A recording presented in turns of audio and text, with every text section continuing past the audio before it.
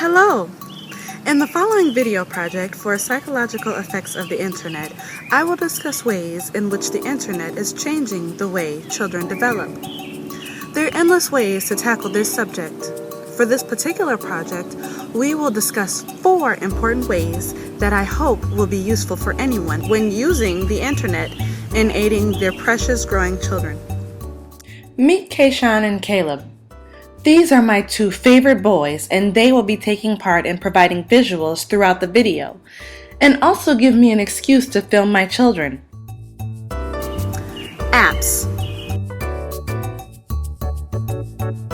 What is an app? App, which is short for application, is a type of software that allows you to perform specific tasks. Apps are designed for mobile, tablet, or desktop use. They are accessible at the touch of a button. Once downloaded and installed, an app does not require you to go into a web browser to use it, which makes it oh so convenient. Here is a snapshot of the baby app pages on my phone. My favorite app in the early months with my little guy was the Baby Sleep Instant app. What this free app does is simple. It helps put your baby to sleep. There are options such as the sound of the hairdryer, a washing machine, the shushing noise of a parent, and a heartbeat, to name a few. The only one that I use is the hairdryer. This app has options that you can customize to suit your preferences. The only one that I use is the hairdryer. This app has options that you can use to customize to suit your preferences, such as airplane mode. You don't want a call or an alert waking up your child right when he or she has finally settled. And you can adjust the amount of time that the noise of your choice runs for up to 30 minutes for free before it fades and turns off. This app is useful because as we are learning more about babies and their development, researchers have learned the importance of soothing and nurturing our children. Obstetricians and pediatricians stress the importance of keeping stress to a minimum in pregnant women because elevated cortisol levels can slow the unborn child's brain and physical development. The same goes for infants and young children. A Harvard report published in 2014 titled "Stress Disrupts the Architecture of the Developing Brain" states that frequent or sustained activation of brain systems that respond to stress can lead to heightened vulnerability to a range of behavioral and physiological disorders over a lifetime. Woo! Woo! The report further states that sustained activation of the stress response system can lead to impairments in learning, memory, and the ability to regulate certain stress responses. In addition, in a clip from a 2007 TEDx talk from A Baby's Perspective, PhD, LP founder and executive director of Babies Space Minnesota, Terrie Rose makes the following statement about child development and mental health. It's interesting. With ear infections, children's anatomy changes so that they're only vulnerable to ear infections when they're very young. And we treat it because reoccurring ear infections lead to later hearing loss. But we don't treat social emotional problems. The National Institute of Mental Health estimates that 1 in 4 adults every year has symptoms of mental health problems. We need to make sure that health is more than growth, that health includes social emotional development. How does that baby go about forming relationships? How does that baby experience and regulate their emotion? And how do they learn? Dr. Harvey Karp, author of The Happiest Baby on the Block, explains the following. A nursery is kind of like taking an adult and locking them in a dark closet. It's really sensory depriving. The whole idea that babies cry because of sensory overload, which is one of the most common myths in our culture, is kind of crazy. Of course, if you bang pots next to a baby's head, they're going to cry, but most babies, if you take them to a noisy basketball game or a noisy party, they go to sleep. So it turns out that babies, for the most part, are not overstimulated. They're terribly, terribly understimulated. they're missing the rhythmic, hypnotic, calming stimulation they had 24/7 inside the uterus. When you understand it from that perspective, the baby's perspective, it gives you a clearer view of why they love swaddling and why they do so well with white noise all night long. So yes, an app as simple as being an aid with putting your child to sleep in a calm, relaxing, peaceful manner can play a crucial role in the brain and emotional development of the child. Child rearing support communities.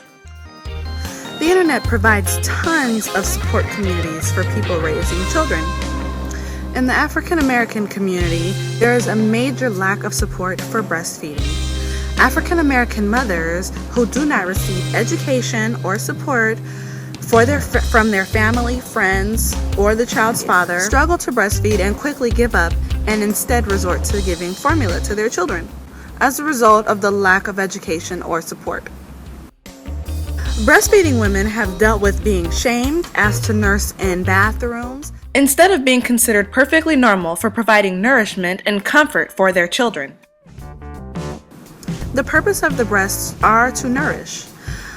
Formula and pacifiers are artificial man-made substitutes of the breast and nipple, often imitated, never duplicated. Thanks to websites and Facebook groups such as BlackWomenDoBreastfeed.org, La Leche International, BabyCenter.com, and KellyMom.com, and countless other websites and pages dedicated to breastfeeding support, more mothers are now empowered and standing up on behalf of their babies. We have learned that the mother's body makes the perfect milk for her baby. Her breast milk provides antibodies to keep the baby who has not yet developed an immune system. This means that if the mother gets sick or a cold or a virus, her body starts producing the antibodies to fight the sickness. When she breastfeeds her baby, he will receive those same antibodies which will protect his body from sickness. If the baby does get sick, it will not be as severe or as extreme as it would have been if the baby did not have antibodies from his mom. Breast milk serves as a full baby gourmet menu. The first meal of the breastfed baby is colostrum. The La Leche International League, the website, defines colostrum as a special milk, yellow to orange in color, and thick and sticky. It is low in fat and high in carbohydrates, protein, and antibodies to help keep your baby healthy. Colostrum is especially easy to digest, and for these reasons plus more, breast milk is the best milk for babies. In the following days, as breast milk matures, the color changes to a creamy white color. In addition to nutrition and health benefits, breastfeeding also promotes bonding with the mother. Practical benefits of breastfeeding are that it reduces bottle, nipple, and formula cost. There are less dishes to wash, less to pack when traveling, and in most cases, mom never runs out of milk. Plus, the baby's poop is water soluble, which makes laundry a lot easier. Thanks to the tremendous amount of information, education, and support available online regarding breastfeeding, mothers of all socioeconomic statuses and income levels have more access to information to normalize something so natural and beneficial as breastfeeding. I personally, at the beginning of this year, searched all over the internet for information on breastfeeding and breast pumping while in college as a single mother. I did not find any information on how to manage as I traveled from building to building every day to classes as my schedule varies from day to day. In my local and online breastfeeding groups that I am a part of, I hear single and partnered mothers cite school and lack of resources as being a way why they gave up on breastfeeding. I'm committed to breastfeeding my baby for at least 1 year, which I also am spending that 1 year as a senior full-time undergraduate student.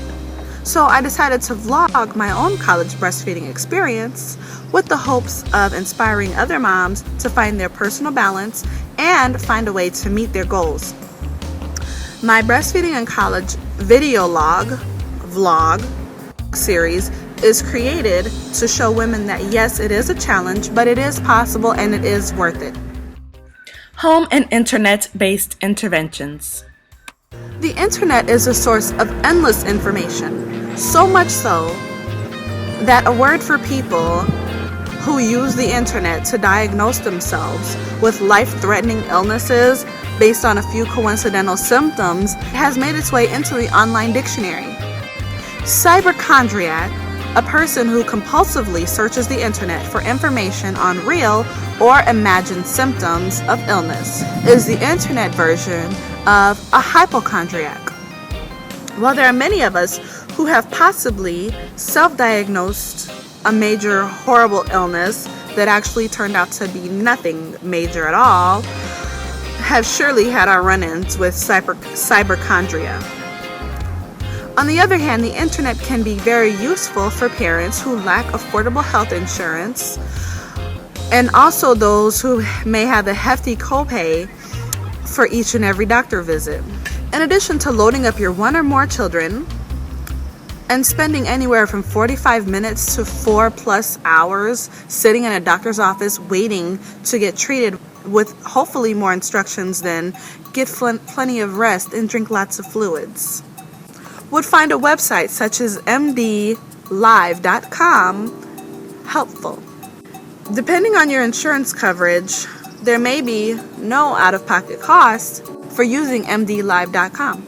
And in other cases, a 12-minute visit is about $49, which is 1/3 of the average clinic visit cost. MD Live is available as an application on both Google Play and the App Store, and it is also available on your web browser or your cell phone browser.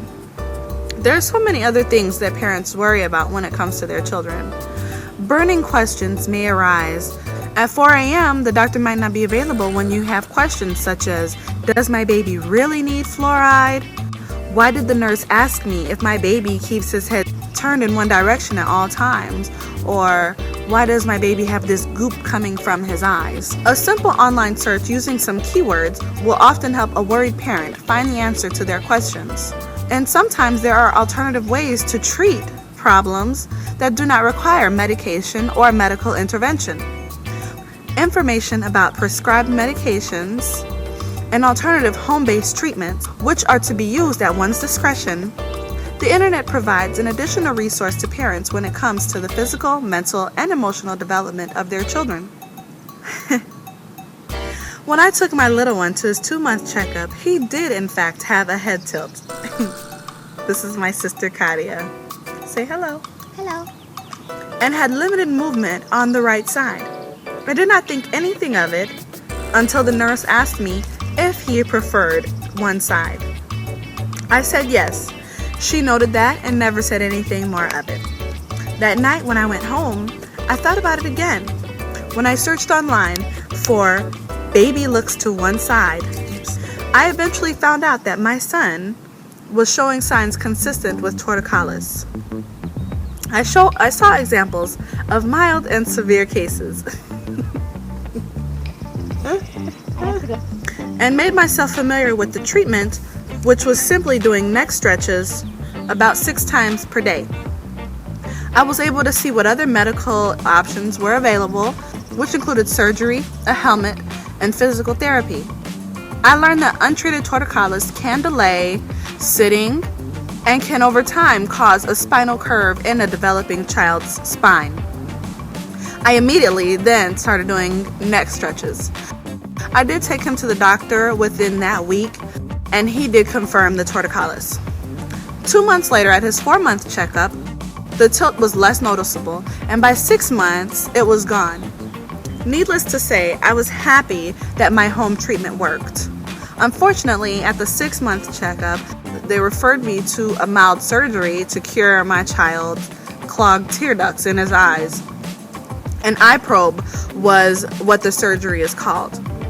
I politely refused and continued massaging his tear ducts at home every morning as my treatment, which I learned that treatment online as well. My treatment is working because my little guy is no longer waking up with his eyes glued shut. Thank you, Internet. Lastly, culture. I am so happy that marketers are making an effort to include diverse races and cultures in their products and advertisements. The internet makes culture more accessible to everyone, including children. The parent who was frustrated with the fact that traditional school textbooks do not have pictures of people who look like them in them. The parent who reads storybooks to their child throughout the day and has trouble finding books at their local bookstore that reflect their culture. Someone who migrated to another country to find safer living conditions and a better living, who misses the music sung in their native language in their homeland. A mother who adopted a child of another race, someone who wants to teach their children about the real Black history, or the person who knows that every month is Black History Month. The list goes on. Websites like Amazon.com carries everything. You can search the internet to find children's books on the subject that you want to read to your children about. This way, parents have more tools to use when teaching their children. They are not limited to who pays to be in the catalogs that are mailed to them, or who is more popular or acceptable to be sold in the bookstores, in the local bookstores. With the internet, parents can create a new normal for their children. My child's father has been in prison for the past 8 years. Never has my 11-year-old felt ashamed of his father's choices. A Visit with My Daddy is a book that talks about all of the anticipation and preparation that it takes to go to a prison visit to visit a loved one. My son and I know the feeling all too well. Books, poems, and art are a way to share a story with someone. Books like A Visit with My Daddy and other books found on the list of books for children with incarcerated parents and more are all available on the internet beyond the limitations of the local bookstores. The access to storytelling devices are especially important for children who may not always have the words to express how they feel. This is one reason why access to music, books, poetry, and art are so important. My baby only says one word, ba, repeatedly.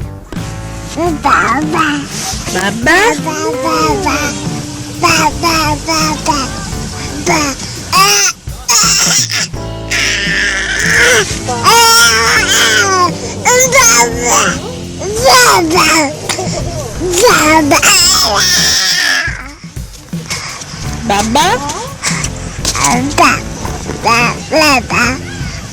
He understands more than one word, however. He looks at me when I call his name. He indicates his desire to nurse by pulling on my shirt. He knows what it means when I bring him to his high chair or car seat or into the bath, or when he is uncomfortable and has gas, or when his diaper needs to be changed. If he's tired or happy to see someone, bored, and wants to play, he experiences the feelings for these things. However, he does not have the words to tell me yet. He is learning control with his fine and gross motor skills. Sign language is a way that I can help teach my son to communicate with me so that he and I can both spend less time frustrated and more time doing what we love to do. The internet is full of picture books, videos, resources that I can use to teach and reinforce sign language with my child so we can communicate with each other. As you can see, the internet contributes greatly to a child's development. Raising and parenting children can be such a scary job. When you have the right tools and resources to do your job, it can make it so much better. Applications, the many different non-traditional support communities, resources for troubleshooting health concerns, and access to different cultural devices are something that was not available in the magnitude we experience it in today with the internet. Thank you for taking the time to tune in today. Until next time.